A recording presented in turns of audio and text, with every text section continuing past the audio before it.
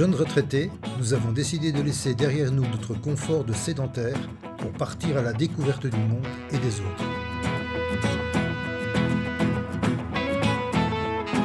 C'est à vélo que nous avons quitté Bordeaux en septembre 2020 et après avoir sillonné l'Italie, arrivés en Grèce à Athènes, nous avons troqué nos vélos contre des chaussures de marche.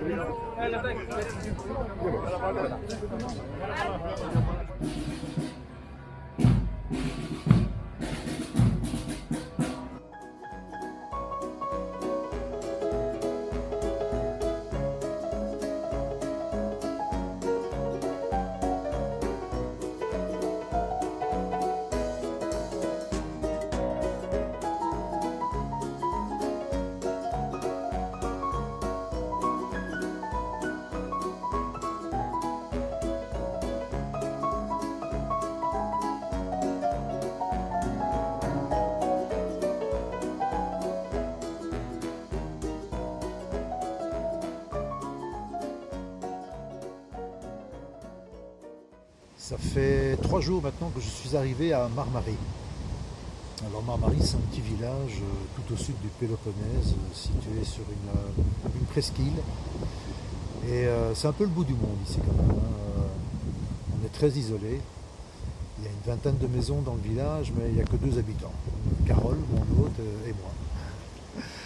Alors cet isolement, il prend toute sa dimension quand, par exemple, comme hier, les éléments se déchaînent. L'orage, le vent, la pluie, la grêle, des coupures d'électricité intermittentes. Là on se dit waouh, je suis seul au monde, ou presque. Bon, aujourd'hui le temps est revenu un petit peu à la normale. Il fait frais mais le soleil est là. Et puis moi je passe mes journées à bricoler. Carole a une grande maison, il y a plein de petites choses à régler, à réparer. Il y a un jardin à entretenir.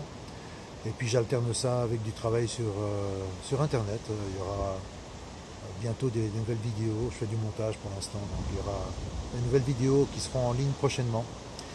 Et puis fin de semaine, j'irai visiter cette presqu'île, j'irai faire un petit tour et je vous montrerai ça.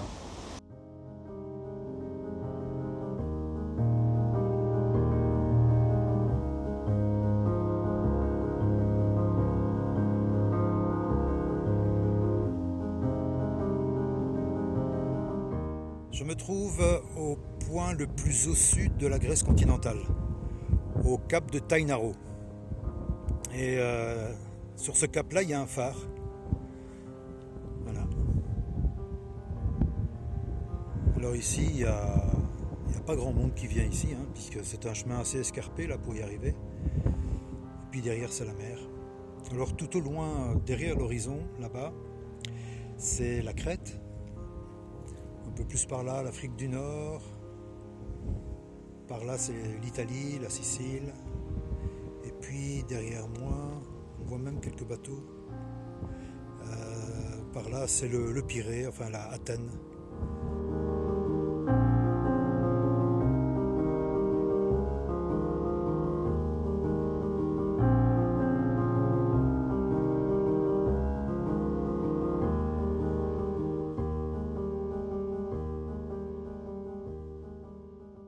Comme tous les matins et tous les soirs d'ailleurs, je vais nourrir les bêtes. Alors le matin c'est plus important que le soir, on donne un petit peu plus. Donc je commence par remplir 3 bacs avec de la verdure qu'il y a ici dans la propriété, des choses que les moutons peuvent manger. Entre autres cette plante qu'on appelle, je pense, la mauve. Bon, je ne peux pas dire qu'ils se jettent dessus, mais voilà, ça nourrit. Et vous verrez après, on leur donne autre chose, bien sûr. Donc on va commencer à remplir des bacs. On utilise un petit coupe-coupe et on va... Ah ben un beau papillon là, un joli papillon. Hop là, voilà, il est parti. Et on va utiliser le coupe-coupe pour remplir, enfin pour couper quoi, arracher les plantes. Vous voyez que j'ai déjà bien nettoyé. Avant c'était un massif complet, c'était énorme. Et alors une fois que les bacs sont remplis, voilà, comme ici, eh bien on va aller donner à manger donc aux bêtes. Ah, vous les entendez peut-être?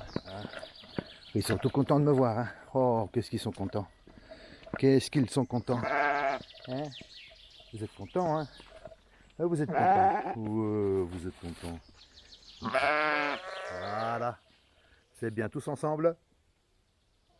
Non. Le complément des granulés qu'on donne aux moutons. Et là, il y a tout un stratagème parce que on n'a pas le temps de déposer ça dans la mangeoire, que les moutons sont déjà là en train de se battre là. Et je sais pas ce qu'il y a dans ces granulés, mais voilà, ils sont déjà là. Ils sont déjà là. Ouais. Et là maintenant je vais devoir traverser leur enclos. Ils sont bien énervés. Je vais devoir traverser et aller jusqu'au poulailler pour ouvrir la porte aux poules et aux coqs hein, pour qu'ils puissent gambader. Bon. Mais regardez un petit peu ce qui se passe là. Ils sont en train de se battre pour manger ces fameux granulés. Et alors le petit là, il sait pas, lui, hein. Lui il est tout petit. Voilà. Bon, alors direction les poules.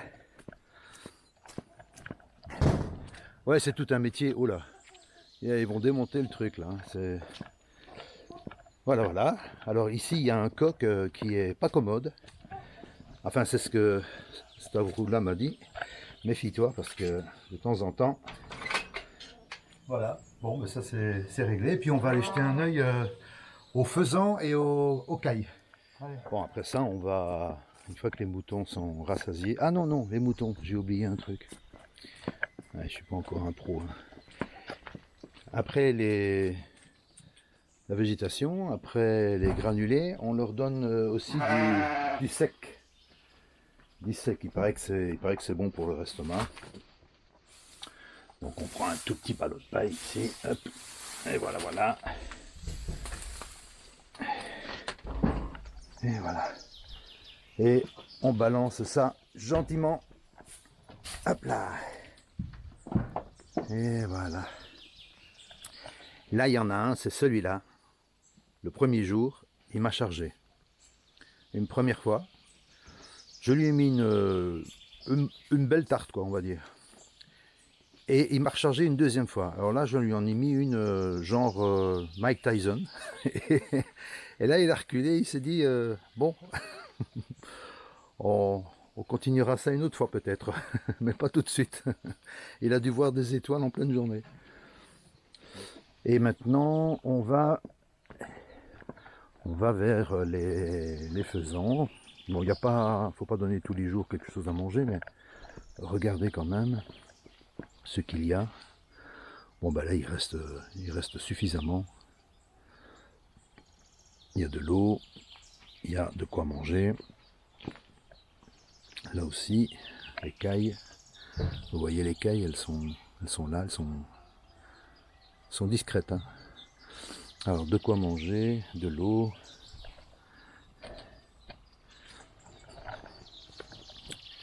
les faisans. Voilà, voilà. C'est lui, le fameux chien de garde. Voilà, lui, il vit dehors et il y a un autre chien qui vit à l'intérieur, dans la maison. Et voilà, ils se partagent la tâche. Il y a une alarme extérieure et une alarme intérieure. Quand on fait la collecte des olives, on en profite pour tailler l'arbre. Et donc on coupe les branches, celles qui sont mortes, enfin celles qui éventuellement poussent trop d'un côté ou de l'autre pour garder une certaine forme à l'arbre et faciliter la cueillette de l'année suivante. Et donc tout ça, ça se dépose au pied des arbres. Alors la coupe du bois est une activité saine qui se fait en plein air, dans la bonne humeur. Et voilà, et on coupe, et on coupe, et on coupe. Et on débite ça en petits rondins pour alimenter le foyer de la maison.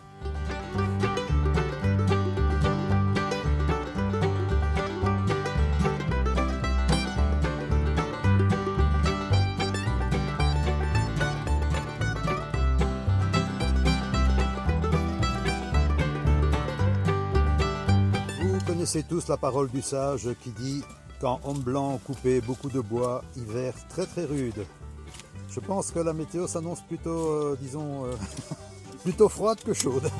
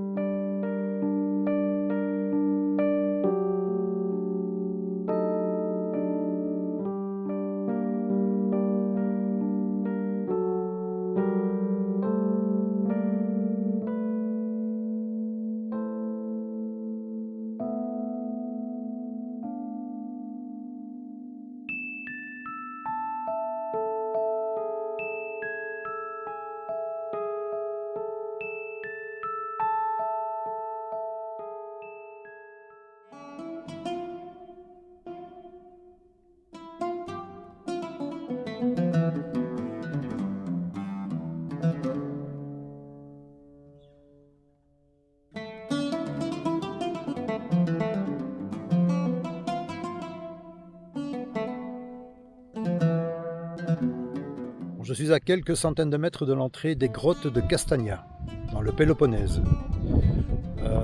Comme j'ai croisé aucune voiture sur la route, je pense que je serai peut-être le seul à visiter la grotte avec le ou la guide.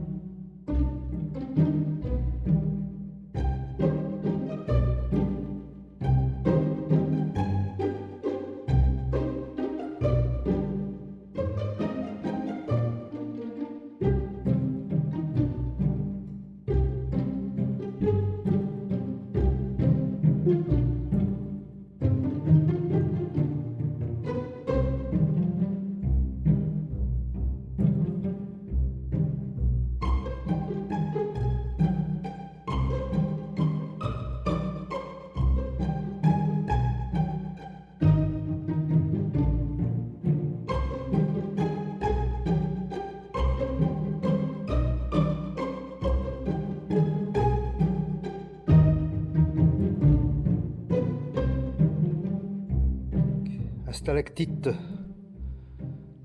5 à 6 kilos. Il est tombé il y a longtemps celui-là.